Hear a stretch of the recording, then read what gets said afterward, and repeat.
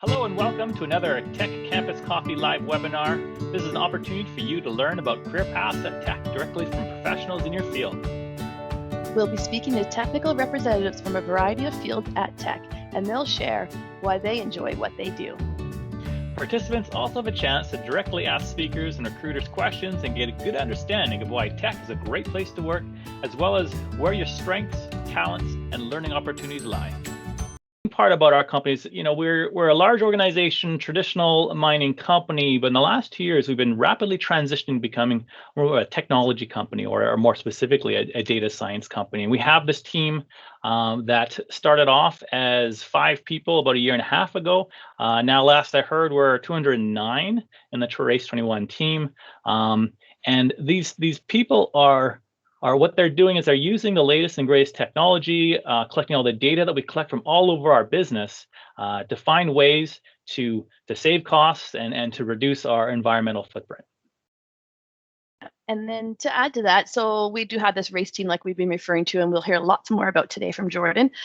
We also have our operational side of things, which is also implementing a lot of these technologies. So Kenzie will be speaking about that a lot because she works with our coal operations. And so not only do we have our race team that is implementing these technologies, but then we have that implementation happening at the operations and making a real impact to our operations. So, the big ones that we could think about are things like autonomous haul trucks and the technologies surrounding that, drones for survey, and then automation in some of our plants. And that's allowing us to not only improve our safety, efficiency, those sorts of things, but it's also allowing us to meet our sustainability goals and really allow us to reduce water consumption and power consumption through some of the technology that we're implementing at the operation. So not only is it making an impact in terms of the cool technology we get to use, we get to see real problems and issues being solved at the sites at a whole other level. So it's pretty exciting for us.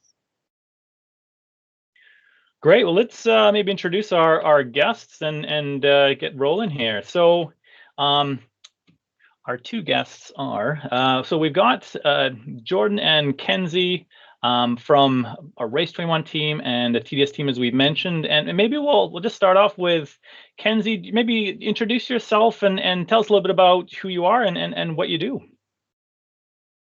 Yeah, for sure. Hey guys, I'm Kenzie. I work on the Tech digital systems team. I'm in operational technology, and what that kind of means. So my job consists of everything from sensor to cloud that moves in our pits. So from implementing sensors, looking at data buses. This morning I was looking at schematics for my first 2 hours of my day. From there to doing data pipelining, doing analytics, advanced analytics, and holding that application stack as well. That's what our team deals with day to day. And then now with Race, we are a huge supporter of Race. So we're kind of the bridge between the data scientists and the site.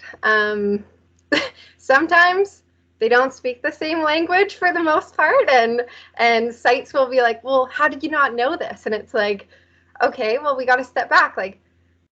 Some of them have not even seen a haul truck. We got to talk the same language, and that's a huge bridger for our team is working with the sites directly, but also supporting Race with some of the amazing things that they're developing as well. Like Stacey said, I live in Fernie, where our coal mines are, but I've been to all of our sites in North America, and hopefully, fingers crossed, if the world changes pace, I'll be down in South America this year, rolling out our, I guess, 3rd autonomous site.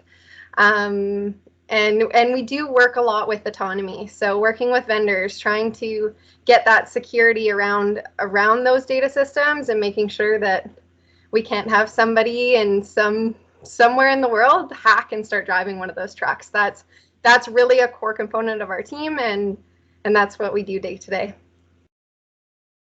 I think that's it. Back to you.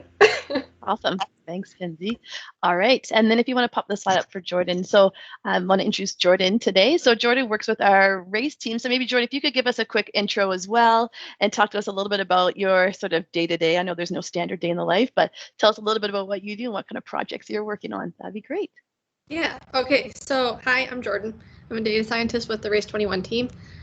So basically we work in different project areas.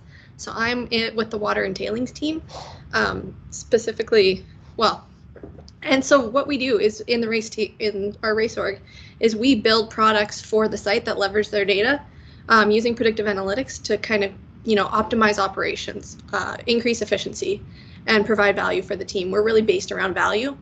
We have entire teams dedicated to that.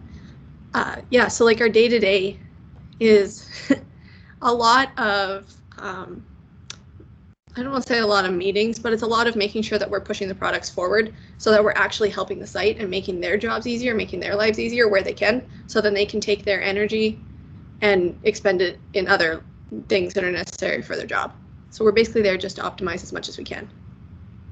And so like day-to-day could be anything from basic analytics to working on a predictive model, anything from your basic linear regression to we have folks prototyping neural nets right now. So it totally depends on what your goal is and basically what problems you're trying to tackle.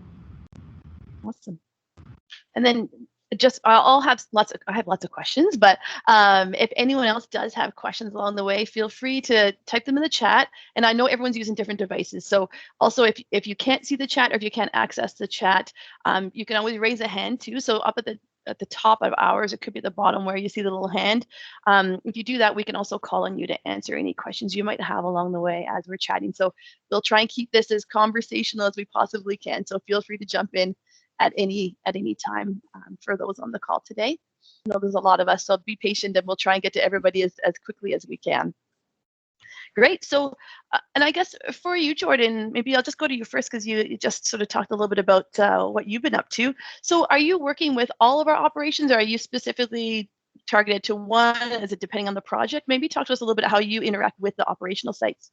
Yeah, okay, so it totally depends on the project that you're specifically working on. Because I'm on the water and tailings team, right now we're working with one specific site, but we're eventually going to be working with multiple sites just because water and tailings at one site tends to correspond to what's going on at another site. But we do have specific teams that only focus on a single site. So when it comes to interactions, we're very much structured in a way that we have like a technical product owner who is able to interact with our main stakeholders. And so we're in those daily meetings having conversations, but we have that bridge, as McKenzie was pointing out, like we have that bridge to kind of talk the same language with sites to kind of make this a little bit smoother. So I don't know if that fully answers your question in terms of like how we interact. Yeah, and I guess maybe Kenzie can sort of bridge that gap on the other side in terms of how you work with race, Kenzie, and projects that are happening from a technology standpoint, how we're implementing at the operational level. Yeah, for sure. So Jordan and I work in like completely opposite directions. Let's just put that there. She is in the water and tailings. I'm in like maintenance operations. So like drastically different areas of the business. But for the most part, like they are pretty similar interactions. For me, I have dotted lines into two managers in Race 21, Renew and Automate. So I constantly get pushed projects brought into different projects. So what our team is like a big standpoint with working with Race is if they have something that they're looking at integrating into our systems or deploying, we actually will look at which site has the best platform as is to implement that product at. So for one of the products we're looking at right now, which will help huge with data collection on our autonomous fleet, right now at one of our operations that's a conventional fleet, they're deploying a new edge compute platform. And so it makes so much more sense for us because we can run TensorFlow on it. We can add more connections. So we have, I think, up to 10 different data buses connected into that platform. So being able to bridge what's actually happening on site, what's going on, and some of the really cool ideas that are coming out of Race, being able to leverage what's going on site and bringing those ideas in is huge with our team. And that's also a really good call out. Oh, sorry, Stacey. No, it's a really good call out, McKenzie. Like, because you're integrating with the Renew and Automate team, where that's more once you have a deployed product. Whereas in the early stages in race, we have going from the very basics of, hey, what data do we actually have? What problems do we need to solve? Kind of prototyping your POCs, et cetera, and then getting it to deployment. So we're kind of at different lines of or different points of the pipeline. Yeah. No, that's perfect. And then, a lot of people, when we talk about technology and race and how we've just, we've grown the team from a small amount to, over 200 people. I think sometimes we forget to mention too that we've been implementing different technologies over the years. It's not like this is like starting from scratch. We do joke that we're like a startup with a lot of money, but we have had technologies, but it's just being a little bit more consistent. And then what's been working at certain sites, and then where can we roll it out at other sites that's going to, add value and sort of improve their productivity and that sort of thing, right? So yeah, it's I know it's funny when we talk about it, sometimes it feels like we're just starting from scratch, and in some respects maybe we are in some areas, but we have done a little bit of this stuff. It's just really making it a bit more coordinated and having a clear direction, I guess, in terms of where we want to be from a technology standpoint. Has been the big change for sure. I'll answer some recruitment. I see some questions popping up here on the chat, so I'll answer some recruitment questions maybe at the end, and I'll stick to some of the technical stuff while I have you here, just in case we get to the end and we don't have like the technical reps had to jump off. I can handle some of the recruitment questions after. But someone's asked here, in case people can't see the chat, I'll just read it quickly. Someone's asked for Jordan, you've mentioned building products to provide value for the site. Can you elaborate on this? What kind of projects have you worked on to improve the site? Yeah, no, I mean, we have like 11 different project groups. Like there's a lot of different projects out there right now, and they're all in different parts of the business, from maintenance to health and safety, etc. So projects that I specifically worked on are more like optimizing clarifier performance or optimizing mine release discharge water. So basically you're getting more, I'm trying to like not get too detailed on this, but basically improving operations in that sense. I don't know if that fully answers it. Yeah. Yeah, I mean, everyone, like you said, it depends on every area, right? Like every Totally. person has a different project, and yours happens to be water and tailings. So, Kenzie, maybe you could speak to that as well. I'm sure that you've seen some big improvements that from technology that you're working on. Yeah, so one of the projects that I just mentioned, the Edge Compute Platform, so it started as a TDS deployment about 3 years ago. In mining, sometimes things take a little longer than you would hope, especially when it comes to technology. But this platform, like I said, it has allowed us to like look into the areas of running like a TPU on it. We can install one and then have TensorFlow running up to 15 different models.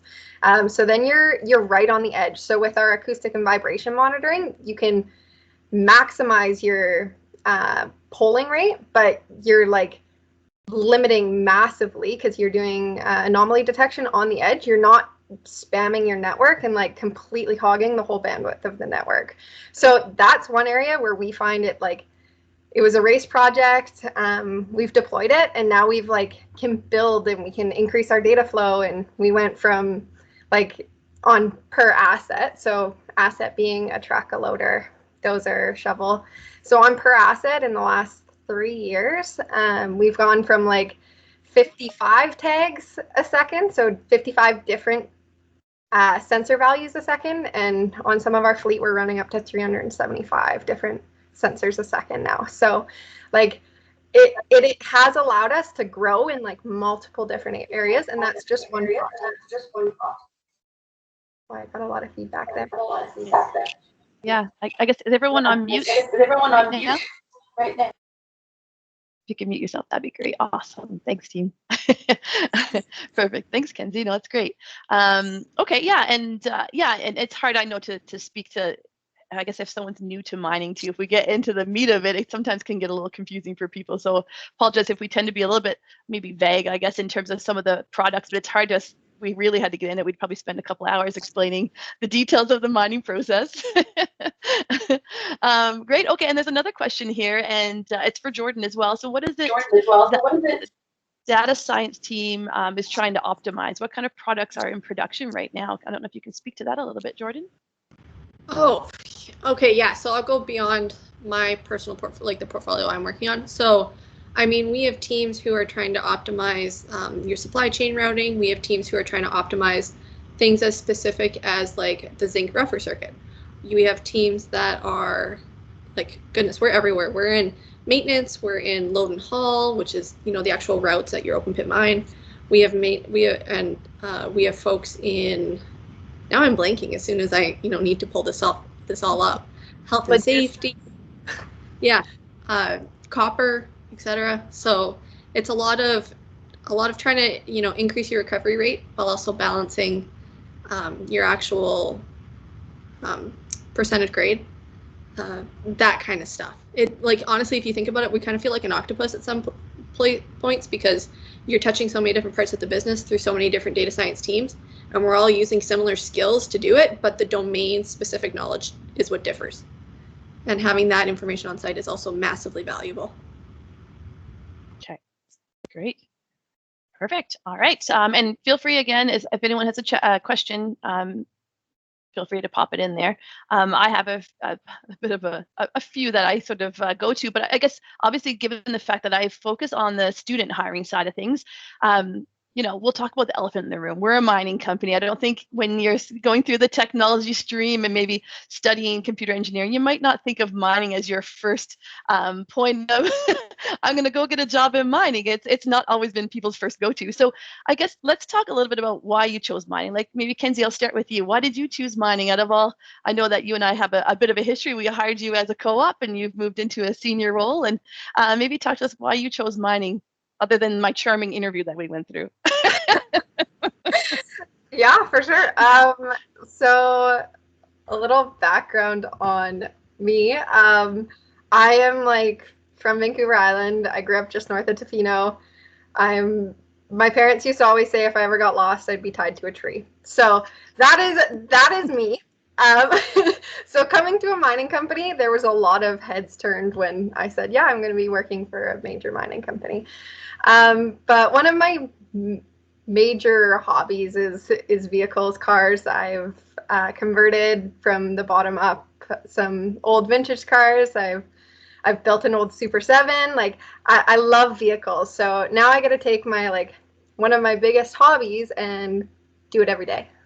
I get to sensitize massive equipment, and it really is amazing to see, to relate one of your passions to what you do every day. And I think that's a big thing on how you can grow. And that's one of the things that I make sure that I tell my co-op students is find a passion and try and find work to reflect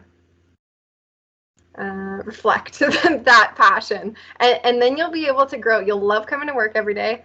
You're going to challenge yourself on learning new things and taking new courses and continually learning, just because you love what you do. And it's great. Like, I come to work every day. I have a great team. Our team in our group, we went from this time last year, it was just me.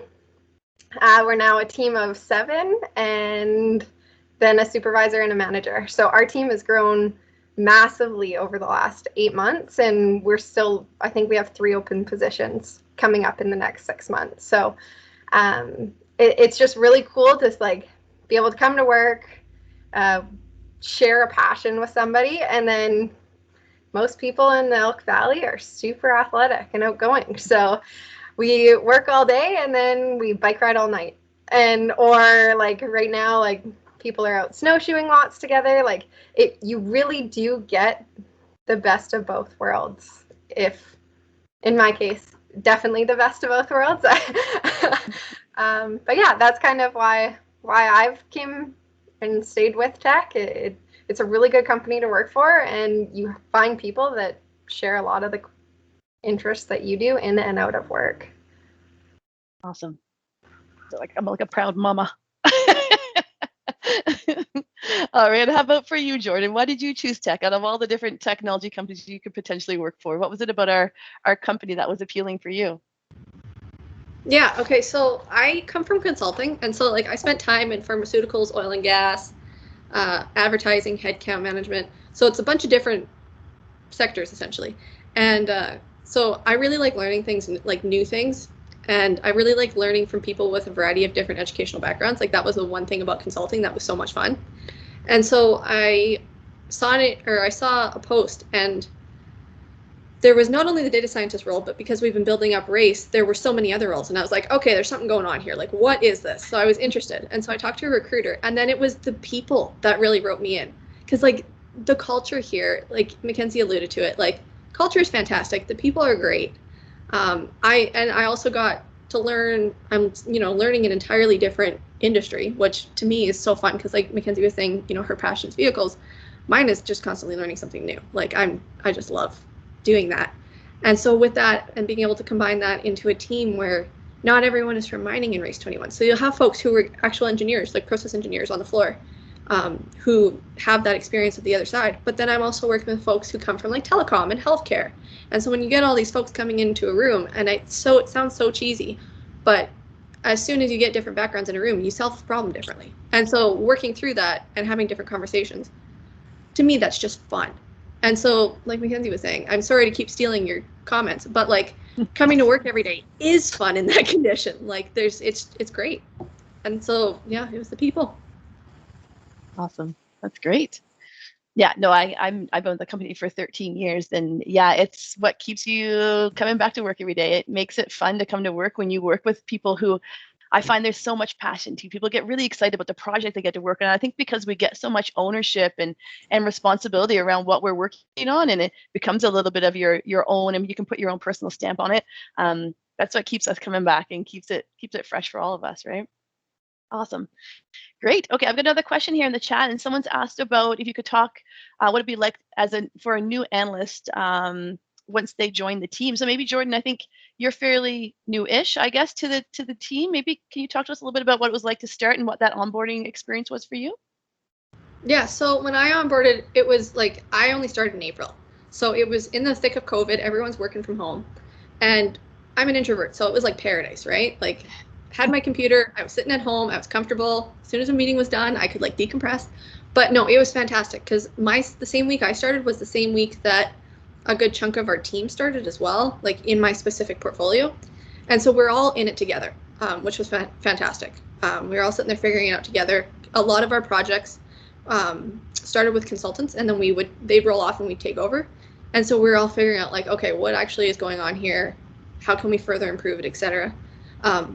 So in that respect, it was awesome. But then there was also the folks on site and folks who had been with the company and maybe in different teams that were extraordinarily helpful. Like for water and tailings specifically, not only are we talking to the actual METs, sitting in your control rooms, we're also talking to the environmental folks. And so we get to touch different parts of the actual mine site, which is also massively interesting, but you're getting to meet more people, and it's still possible remotely. So I have no complaints. And then to add to that, we did get a co-op student in September.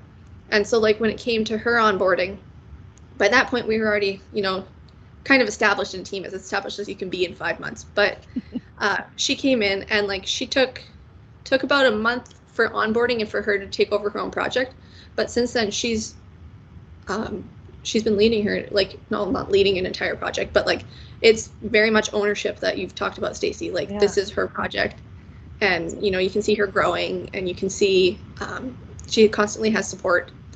That's the big thing that I want to call out, support. That's what I'm trying to get at, that I had to when I started in April. There was massive amounts of support. But yeah. Awesome. Yeah, and I'm glad you brought up the co-op bit, because I want to talk about that a little bit more. But I know I have a question. I think Nick has his hand up. Nick, do you have a question? You want to put your mic on and ask a question?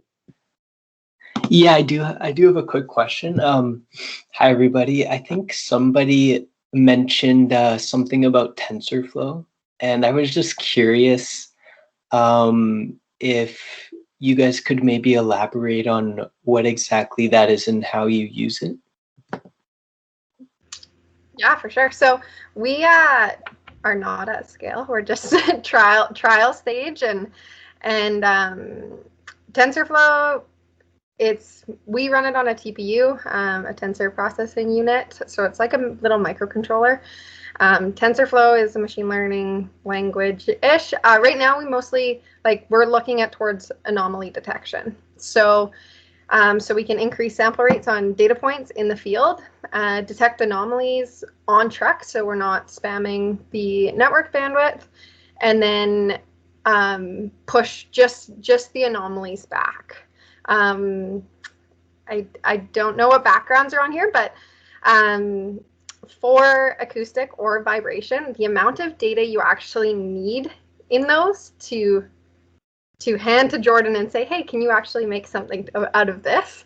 The amount of data that you need for a data scientist to do anything with acoustic or vibration monitoring is massive. Like your sub-second rates easily. So pushing that all across our network, it's just not there. That pushes us to another comment about another race project was pushing out private LTE networks on our sites. That was a race project this year. So we have we're the first truck in the world, or first site in the world to run an autonomous truck on a private LTE network. So that was a huge success of race, with a huge help of race this year. I don't know if that answered your question. Yeah, that was a great response. Thanks. Okay. I also just wanted to say that, like, you're all very positive, which is awesome. Thanks, Nick. Awesome. Yeah, and I'm kind of keen, Jordan brought up the co-op piece, and obviously I'm sure a lot of you on the call are wondering about co-op or future opportunities. So I want to speak to that a little bit. I think I see one more question here, but I can't see who it is. Sorry. It's is there someone with their hand up right now? Yeah, I think it's Jatika. Yeah. Okay. Perfect. Thanks, Luca. I can't quite see the hands up. Technical issues continue for us. Hi everyone. I just have a quick question. I just wanted to know that what are the tools, technologies, and programming languages that I should know in order to, apply for a position like data analyst and data scientist in tech?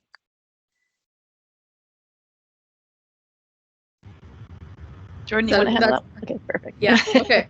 So we primarily work in data science. We primarily work in Python at the moment. And in terms of like actual tools, technologies, etc., your basic Python programming libraries, your pandas, your sklearn, depending on which other routes or modeling types you choose, it might be different packages. But in terms of actual tools, we work in Azure on the cloud. We don't have anything locally; it's all cloud hosted. So having that background is also massively helpful, and how everything kind of coordinates in terms of pipelines and understanding securities, etc. It's fantastic. Awesome. You want to add to that, Kenzie, or? Yeah. So on our team, it is a mumble jumble of every single language you can imagine, I think. So we do work with Python. I was looking at a PowerShell script yesterday that we had some little issues that were just dumb, but so we have C#, we have Java, we have Golang, like all of it. Pretty much anything you could imagine, we have somewhere in our systems. Like Stacey said, it's not. We have been deploying different things throughout the last X number of years. So there's some computers that we work with that are Windows XP. So you go from there to trying to run TensorFlow. So very, very drastically different areas in my realm. But Azure is huge. Everybody's going over to Azure. Right now it's a little bit different. Our team is half in GCP, half in Azure. We have PhD historians. We have SQL databases. We have time series databases. Like, we kind of have all, but we're converging to Azure. So having Azure knowledge is super big. Awesome. That's and great. SQL, sorry, just to add to that. That's a really good call out with databases. I don't know how I missed that, but yeah, SQL is massively helpful. Perfect. That's great. No, I think that gives everyone good insight for sure. I'm mindful of time. I know we're going to have to run to trivia here now in a couple of minutes, but I know we have a couple of co-ops on the line. But Kenzie, since we got you on the line, how about we get your student to chat a little bit about their experience? I don't know. Is Wyatt on the line, I think? Wyatt, do you want to talk a little bit about what kind of fun projects Kenzie's got you doing? Yeah, so I'm working on the asset health team with Kenzie. So I started in September. So as you know, I'm sure she told you, we primarily just monitor, like I guess, maintain the data pipeline from equipment to our server stack. And so my project primarily was developing a Power BI model that would kind of look at KPIs over data connectivity across all of our units. So a lot of the skills that I used are primarily learned kind of on the job, were SQL and just using a lot of Microsoft's cloud products. It's been a great experience so far. Like I've learned tons. They really do give you a lot of ownership over your projects, and a lot of, I guess, responsibility in that respect. So oftentimes co-ops, with certain companies, you'll kind of just be given, the grunt work, and you're kind of there just to, I guess, make relationships with the people. But here you're actually, given a significant amount of responsibility over the actual technical work, and with that you learn tons, and you'll use information that you learn for the rest of your career. Awesome. Thanks, Wyatt. That's great. Awesome. Okay, well, I'll answer a couple of questions, and if anyone has any remaining questions, please type them in the chat or put your hand up. I know there was one surrounding co-op students with Race 21 for the upcoming May term. So I'll speak to that in that we're still waiting for word on that. It sounds like there's going to be some positions. I just don't know the exact number yet. So just bear with me on that one, Nancy. I know you had asked that one. But yeah, anyway, there should be some coming through. We just haven't finalized what this is going to look like yet. So that should be over the next few weeks, but I'll be keeping in touch. I'll touch through a couple of these slides, and then I'll make sure I can handle any other questions that come up. So here we are. We're just talking a little bit about the co-op opportunities with us. So that's a good segue from Nancy's question into, we are going to have lots of positions coming up for the May term. I'm currently just starting the recruitment process right now. So you'll see postings popping up on the Teck website over the next little while. I can talk about it till I'm blue in the face. And, obviously great that Wyatt jumped on today and chatted a little bit about his experience, because these are quotes from other technology students that have worked for Teck as well. And that, I think, speaks volumes, and it means that a lot more coming from people that you can relate to, and other students have kind of experience that they had a chance to have with us. So here's a little bit about, I guess we do surveys with every single student that leaves a position with us. So this is some of the quotes that they've given us about their experience with us. So just to give you another little kick to think about mining as an opportunity for yourself. Yeah,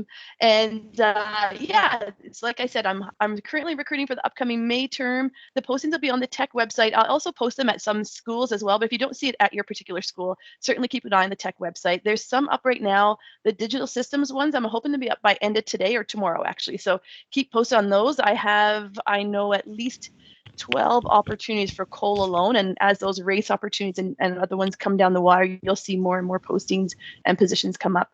The 12 that I have are probably going to be sort of broken into probably 2 different postings, and then the race one will likely have its own postings for a couple of the ones that are a bit more specific to race. So stay tuned for those over the next week or so. And what else I want to tell you about that? I think that's pretty much it. Sorry, I'm just quickly checking to see if there's any other questions there we haven't chatted And about. while you're looking for that, other things I want to mention is I'm going to spam you a little bit later with a link to a survey. So we appreciate you joining, but we also want to look to create more events for students of value, and so we want to get your feedback. And so if you can take a minute of your time to fill that out afterwards, that would be great. Perfect. And then while I have Jordan and Kenzie on the line, I'm just going to make sure we get all these technical ones answered, and then I can handle the recruitment ones. And someone has a question here about Race 21 and what are the positions looking like for working remotely from Alberta or other provinces? Can we work remotely from BC for a BC role? So obviously, currently, I can speak to a little bit, Jordan. Maybe you can elaborate a little bit more. Right now, through COVID, a lot of us have been working remotely, or almost quite a few of us, especially from a technology side of things. The plan is we do have an office, and there will be positions that I think some can be handled remotely, but some will have to be in the office. But I don't know, Jordan, maybe you can add a little bit more color to that for the race team. That question comes up often. It's still being figured out, actually, if I'm being fully truthful. It sounds like we're going to be in the office at least part-time. It doesn't sound like a return to full-time in the office is going to be a thing unless it's required for your job, but some of us are really hopeful. Being at home has been super productive. Yeah, for sure. Yeah, I mean, there's, I guess, if you could say a COVID win, we've certainly this whole pandemic has definitely opened tech eyes to a different way that we can potentially work, and even positions that we never thought could work remotely have been working remotely too. So there's definitely going to be some big changes, I think, once we return back to the office post-pandemic. But it's hard for us to say exactly right now what that's looking like. We're actually working on a work from home plan that's going to be a post-pandemic sort of plan in place anyway. So we should have more information about that over the next coming month or two, I would imagine. Okay, and then some more about some new grad opportunities. I think Lena's handled one of the questions there about new grad opportunities, but I guess what I would suggest there is keep an eye on the website. Literally, we have new postings coming up every single day. So there's always a new position. So I guess I wouldn't be able to list them all off right now. But I would say keep it on the website. You can set yourself up for job alerts, and that'll let you know when the job comes up that's relevant to your experience and your background. So keep an eye out on that. And I think Lena's posted the link in the chat there if anyone's interested in new grad, or like you said, the student opportunities are also currently being posted right now for the upcoming May term. Anything else that I'm missing there, Masaki, that you see? Or someone's asked about master's or bachelor's degree in computer science as mandatory for a job. No, certainly not. A bachelor's degree is usually what we look for our co-op students, whether it's in computer science or computer engineering or software engineering. But yeah, we have looked at other sort of unique programs as well, and graduate programs and different things like that. So it really depends on sort of the experience you're coming in with and the sort of interest you have. It's not no deal breakers, I guess. We like to have students that are for co-op. We like them to have it in a co-op program. But again, if you have some flexibility within your program that you can free yourself up for a longer period, say most of our positions are in 8-month to 12-month duration, then certainly that's something we could also look at, so just to keep that in mind as well. Sorry, Masaki, did you say there was another one there I'm missing? Yeah, so do we talk much about Power BI? And I got dropped off a bunch of times, but I think the importance of Power BI cannot be understated, I find, for a lot of disciplines. You've seen it all over the business. A lot of our co-op students have been learning Power BI on the job. In this particular case, I believe, is it Batzel? Lodia, mining student, I think.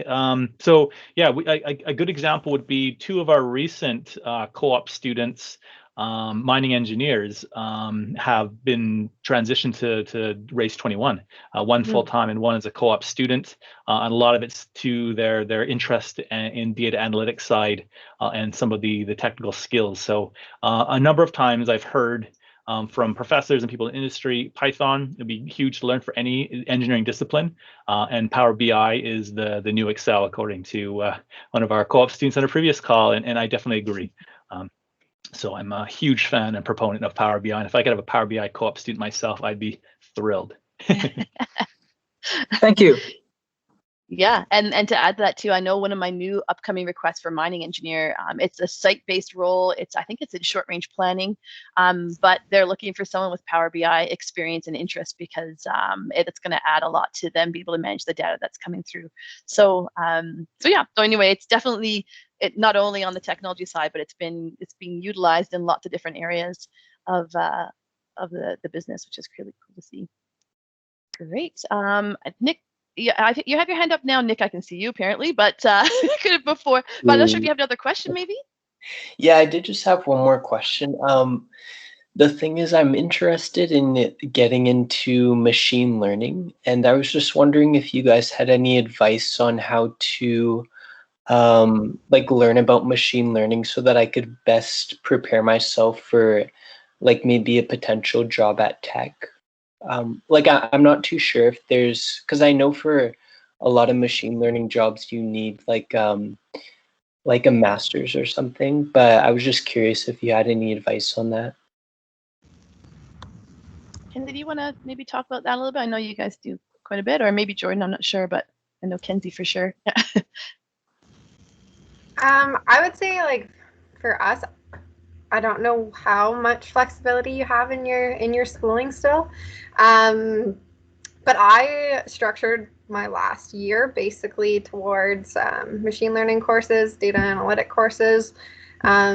So if you have that ability in your course schedule to try and like you're in school, so utilize the courses that are provided to you.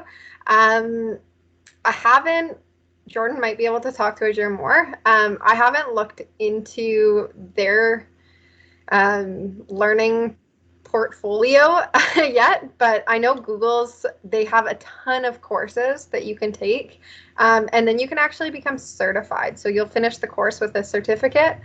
So if you are really looking into going that route, Google does have a lot of options there. Yeah, That's on the awesome. Thank you so much. I'm just going to add on the Azure side, it's more like how to use their products in relation to machine learning, as opposed to, like, one thing I would really highlight when getting into machine learning is whether you're going to take it through a course or you're going to do some self-study with MOOCs, because that's where I studied was with the massive open online courses before doing that professional master's. But really focusing on the fundamentals. Like, keep in mind you want to walk before you can run. So like, you don't want to just be running into neural nets to begin with. Like, understanding why, keeping things simple, understanding overfitting and underfitting, basically figuring out a good terminology book and being able to explain why certain things are applicable to models and where they're not, if that makes sense. But there's a lot of information online. If you just even do a quick Google search, it's fantastic. Thank you all very much. Thanks, Nick, for your question. Awesome. All right. And I think we've dealt with most of the questions. Yeah, I believe. Anything else come up? If not, I think we'll probably wrap it up. I know we're just a little bit over the hour, so I just want to make sure that we keep people on schedule in case they have to run to another meeting. I do appreciate everyone. Oh, yeah, sorry. Yeah, there's a hand from Obata. Oh, okay. Sorry, Obata. And then I think Ali after that. Obata? Yeah, thanks a lot for this talk. I'm just wondering if you have any career opportunities that leverages a background in both mining and data analysis. Say someone who's taken a bachelor's in mining and then moved for their master's in data analysis. Yeah, certainly. Yeah, there are some opportunities. Yeah, so and similar to what Masaki had mentioned earlier, we have some mining engineers that have working for the race team and really working really closely with the data scientist team to sort of roll out some of our technologies and be sort of like work with the subject matter experts at the operations and giving back insight into the data scientists and just having an understanding of operations as well as the data side. So certainly there have been opportunities, and I likely will continue to have opportunities. And when I talked about a little bit about those race roles that are going to be the operational level, a lot of those tend to be like mining engineers or mechanical engineers that are interested in the technology piece, and they're going to be working hand in hand with that race team on technology rollout and project planning for technology rollouts. So yeah, we have seen some opportunities in that space for sure. I see. Thanks a lot. Yeah, you're welcome. And then Ali, I think you had a question as well. Hi guys. Yes, hope you can see me. Hi. So I'm in my last semester of my computer science degree at the University of Saskatchewan. And I'm kind of in a mess right now because I kind of decided to go to the machine learning and data engineering and data science route a little late. So I know this is my last semester. So I took a machine learning course online and with my university. I took a bunch of statistics courses. So I just want to know, so I think I need to do like a big project or something to kind of apply for jobs. So I did a web web page, and I did a React Native application for iOS and Android. So I'm just thinking, so I need some data from Kaggle or something, and I need to apply it to my applications, to apply for jobs. So I'm thinking, is it even possible to use Python in those React Native or JavaScript projects? So just kind of any advices here? Is that what recruiters generally look for? Well, I look for what the hiring managers want, so maybe I'll fire it over to the experts. Jordan, do you want to speak to that maybe, or maybe? I don't know. So, sorry, you mentioned React and JavaScript, right? Yes. Yeah, so those are more front end. So like the data pre-processing, find a messy data set on Kaggle. That would be helpful. Okay. Like find one that's not clean and ready to model, because then you could show your Python skills with that. Because how you pre-process it, how you model it, that can all be done in Python. That can be done in whatever language you want, MATLAB, R, etc. But the Java and the React, that's more for your front end presentation. Oh, so no, that's yeah, totally. Absolutely, you're right. Yeah. So the project is, so I have backend and I have front end. I have Node.js. It's kind of a complete project. It's like a little, like full end to end. Yeah, it's like a little travel hippie thing I came up with, but that's not important. The point is, I have a data set over there, and I kind of wanted to play with it and kind of give the user some of the recommendation system that's kind of like Netflix. So I already learned that through a Udemy course, excellent Udemy course. But yeah, I wasn't really taught this in the university. But anyway, so yeah, you're right. I talked to a tech lead, and he told me about the Kaggle thing, to find a Kaggle data set, a messy one, and just play with it and model it. So I already know Python and Pandas and scikit-learn, but I feel like I need to put this in a project. So I'm not sure. So just bring a data set, play with it, and then just put it on my resume, or I need a bigger project where I... Do you have a GitHub repo? Yes. Yeah, just put it on there. Make sure your README shows like what you did, the entire purpose of it, in a summary so that it's easy to digest. Okay. But it's really, one of the key things about being a data scientist is how you communicate. Okay. And so being able to communicate what you did is really important, because when you're working with stakeholders, like not everyone's going to understand an XGBoost machine learning model, right? But you can communicate what the output is and why it's making certain decisions. Yeah. And that's what's key to your stakeholders. Fair enough. Does that answer that? Yeah, absolutely. Thank you so much. I think I just have one more question. I know I'm annoying. No, you're not. I can't remember. Oh my god, I'm blanking here. Okay. Oh yeah. So just general advice or tips. So I understand. So what is it the recruiters really like to see, other than the messy data set? Is it something that that's specific about data engineers or data scientists that they really look for, other than the portfolio or the work? Sure. Yeah. No. It's really, actually, I'm glad you asked this question, because a lot of people do ask that, and I think sometimes people I guess don't realize there's a little bit of a separation from the technical team to the recruitment team. So obviously, as a recruiter standpoint, I know a little bit about a lot, but not a lot about any of it. It's sort of the joke we have within the recruiting group. You get to touch a lot of different roles and work with a lot of different teams, but I'm certainly never going to proclaim to be an expert in technology by any stretch. So what I would suggest to anybody who's applying for any job is make it understandable for a layman. So someone who may not have that technology background, make it really clear on the experience you have, because sometimes I'm working from the conversation I've had with the hiring manager or the posting, and then just trying to decipher whether you're a good fit or not. So just know that it's likely a recruiter that's first looking at your resume. So make it really clear and concise and understandable for someone like myself to be able to provide a short list to the hiring manager, so then we can work together on that short list, because a hiring manager doesn't have time to look through 200 resumes, whereas that's my job, to go through that, shorten it to maybe like 10 people, and then work with the hiring manager from there. So just making sure your resume is clear, concise, it makes it understandable. You look at the posting and sort of make sure you highlight the pieces that are relevant for the experience you have, and then go from there. I think that's your best bet. And I would suggest that for any discipline, is making sure that it's likely either an HR person or a recruiter that's going to first see that resume. So make sure they would understand it, maybe not a technical person. Absolutely. Thank you guys so much. And I know, and it gets really intimidating at times because they ask for SQL. I know SQL, by the way, SQL, Azure, a lot of stuff. So am I supposed to show proof for all of those? I mean, No, no, and we have technical tests for some of the positions that it's like a deal breaker where you have to have, certain experiences at a certain level. Then there might be a short technical test that would go along with that application. Say for race, for example, we've been utilizing that. So if there's something that's a deal breaker for us and we really need some insight into like what level you're at, then those tests can provide us with a little bit of insight on where you're sitting and what support you would need. Yeah. Awesome. Thank you guys so much. Appreciate Okay. it. Yeah, thank you for coming. Thanks for the questions. All right, and I think I have one more question here in the chat, and it's about entry-level positions with the race team. And so they've asked when is race going to be posting for entry-level opportunities. So we've seen a few trickle through that are a little bit more entry-level, but race is a pretty new team, and I know Jordan can speak to this.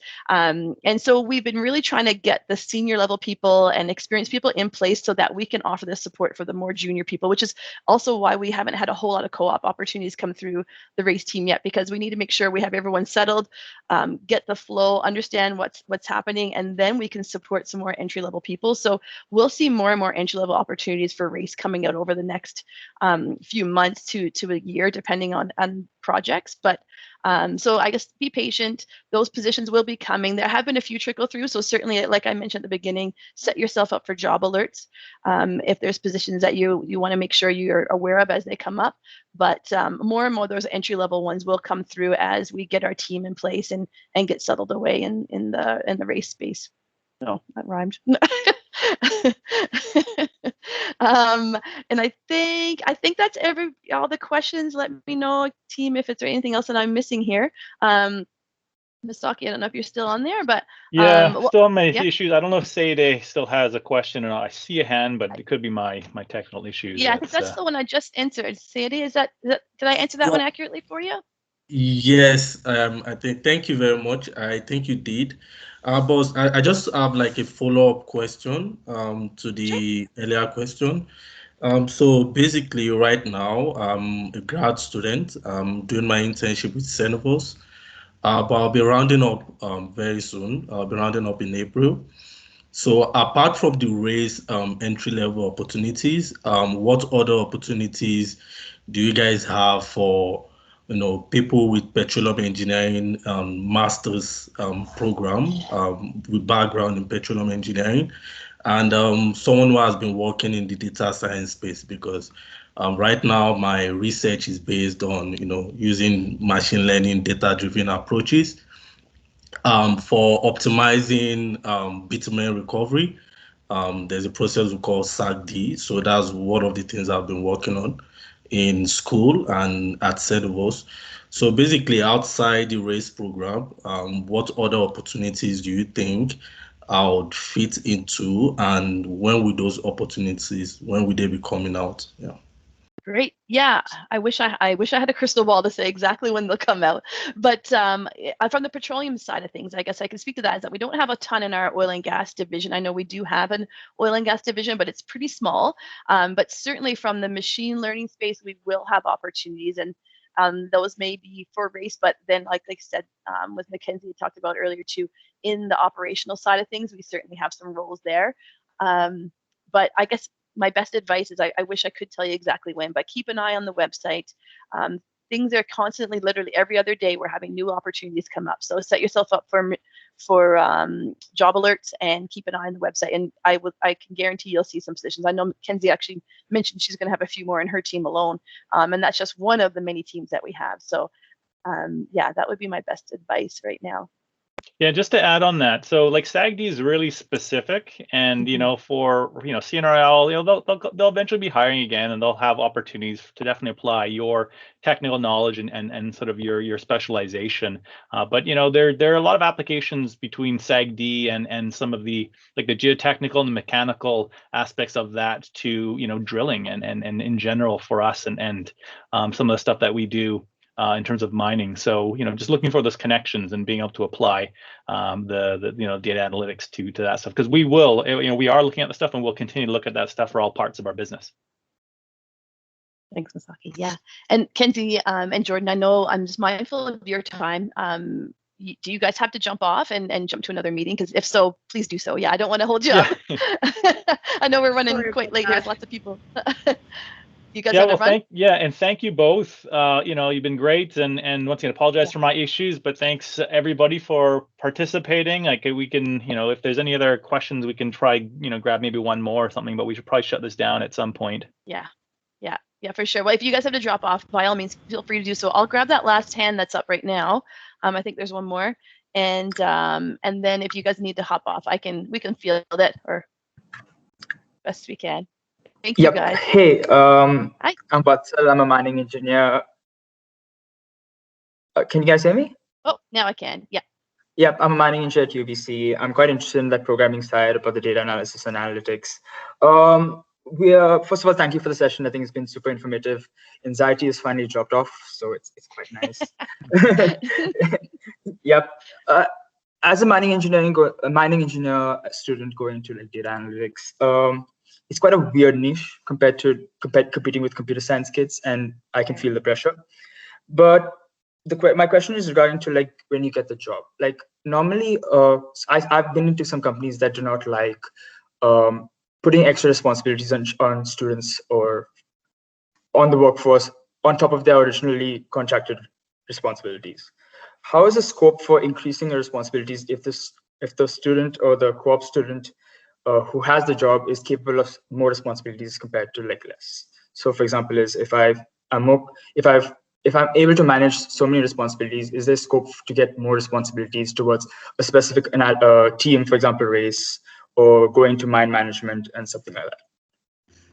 Yeah, so I can talk briefly on that. One of the huge things that I loved about Teck is when I was a co-op student, I was a co-op student in between my second and my third year, I think. I don't know. I can't remember now. But I hadn't like fully decided what specialty I wanted to go into. So I did job shadows of the geotechnical group. I did job shadows of the water processing group in the plant. I was looking into our solar plants, like kind of anywhere I wanted to go. I got to an extent. So I think that you need to portray that to your students as well. So for my two co-ops, my other co-op, so Wyatt's one of them, but my other co-op student, she's actually doing work with the one of the data science teams, the maintenance data science team. So she spends up to 3 hours a week working with their group doing data analytics, and then it's kind of cool for her because she gets to bridge that gap. She deals with the data, she knows the data in our systems, and now is helping them actually utilize that data. So having that ability is really, really huge. I think Teck does a really good job at giving opportunities to students in certain cases, and we do provide that foundation for growth or experience in other areas. I think, Stacey, would you agree with that? Yeah, for sure. I see it a lot. So depending, like it happens in all the different disciplines. It seems like a student comes in and they're, a high performer and they want to learn in a certain particular area. Usually a hiring manager like a Kenzie would have probably enough projects to fill the next few years of your life if you really wanted it. So lots of times what'll happen is that you'll have a little bit of a chat with your supervisor and talk about the areas you're interested in, and likely they have projects that might be relevant to your area too. So I'm not going to say you're going to go in and dictate exactly what you're going to do, but certainly it seems to be a bit of a give and take. We're like, hey, we'll try it on a few small projects, and then you can start talking a little bit about, hey, this is an area that I have a lot of experience in, or I've done this, and often we'll be able to, like, yeah, let's try that with this particular project or that project. So there's a lot here. There's no shortage of work. You'll never run out of work here, but certainly we're also flexible in how we get from point A to point B sometimes, depending on someone's skill set and experience level. That's so awesome. The fact there's a possibility of a conversation drops my anxiety from here to right there. Awesome. Thank you guys so much for the session. It's been really enjoyable. Awesome. Well, thanks for the questions. That's great. Thank you.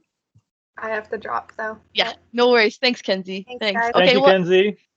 Yeah, and thank you everyone who stuck around and for everyone with their great questions and engagement here. We really appreciate you guys taking the time to join us. And I know Masaki said earlier he's going to be sending out a survey to everyone as well. So he'll spam you a little bit with that. And that's just to see if we get some feedback, if there's any changes you'd like to see in future campus copies that we're going to do, or any information that you feel like you could share, then please feel free to fill out that survey for us to give us some insight. I know that my colleagues also put it in the chat here as well. Yeah, and next week, recruitment. Ask a recruiter. So we'll talk specifically about recruitment and questions about resumes, interviewing, cover letters, you name it. So same time, feel free to register for that if you have some, you want some tips on how to secure the job at Teck. Awesome. All right. Thanks, everyone. Have a great rest of the day. Take care, everybody. Thank you. Thank you. Thank you, Bye-bye. Stacey. Yeah, thank Yeah. you. Bye.